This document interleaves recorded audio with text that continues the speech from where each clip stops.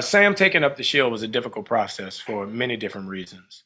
One, he never really felt comfortable with the idea of becoming Captain America after Steve Rogers. That was Steve Rogers' moniker. That was Steve Rogers' job, and he didn't get into this to take over for Steve Rogers. And also, um, the idea of being a black man in America and fighting for a symbol that has never fought for you is a very harsh reality to come to grips with.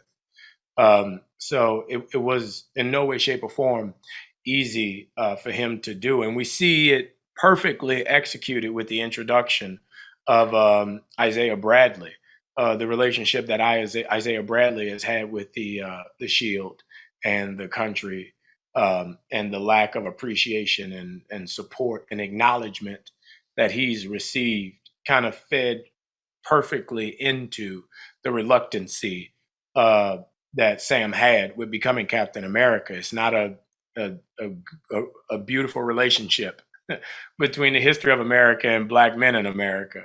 But at the same time, realizing that Sam wanted to utilize that to be a character of a conduit of change. Because the great thing with Sam is he's not a superhero. He doesn't have superpowers. He doesn't have a super suit. He's just a guy who went for a jog and became Captain America. So, it was very important for him realizing, the Isaiah Bradleys of the world need representation too. And there is no greater way to do that, to heal that open wound between black men and America than by him becoming Captain America. Well, Sam Wilson's Captain America is very different than Steve Rogers, just simply because, there is no super soldier serum. There is no super suit. There are no superpowers. He's starting off in the Winter Soldier. Sam started off as a counselor of military vets.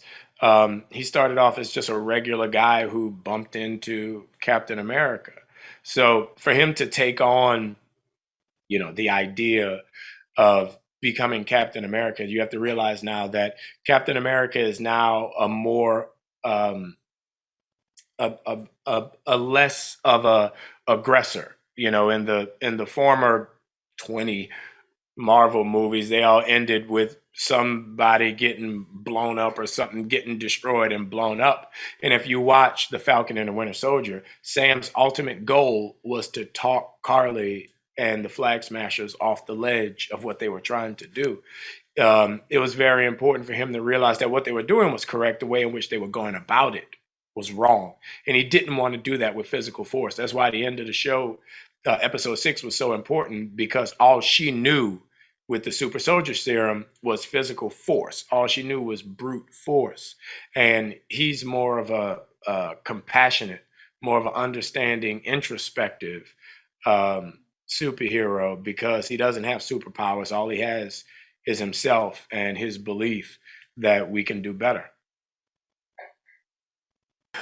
Sam and Bucky's relationship evolved in a great way, because they went from having a lack of any type of relationship to truly becoming friends and really co-stars. I mean, what Sam and Bucky were able to utilize their relationship with Steve Rogers and Steve no longer being around to kind of galvanize their relationship as friends. So you see them go through this amazing arc of not wanting to be around each other to not being able to do without each other.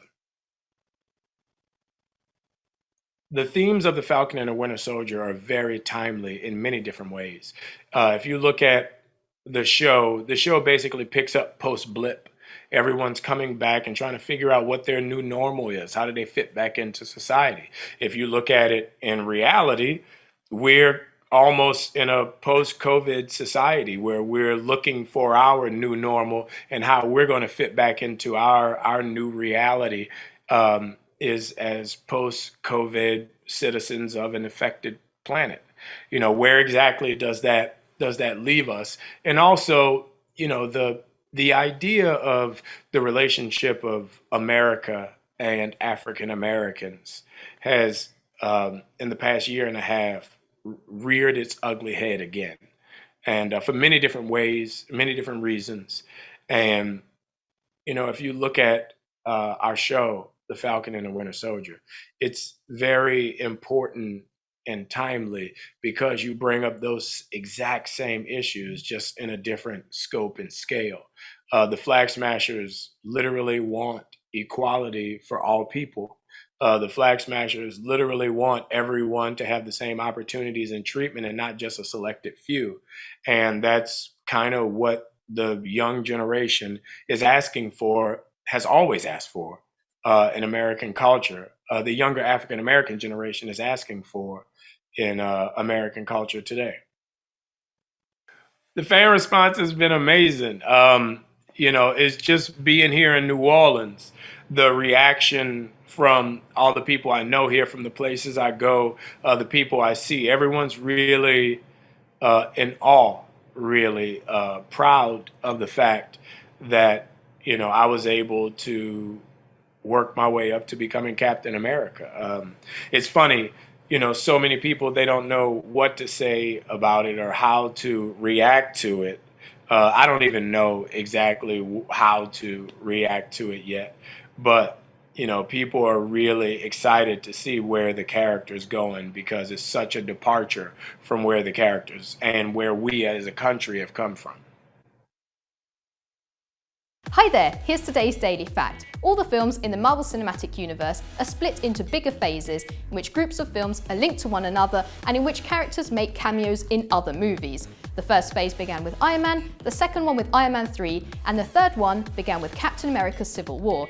It is currently ongoing, although producer Kevin Feige said that this concept will probably change for future films. Remember to click below to subscribe or on the side for more great content.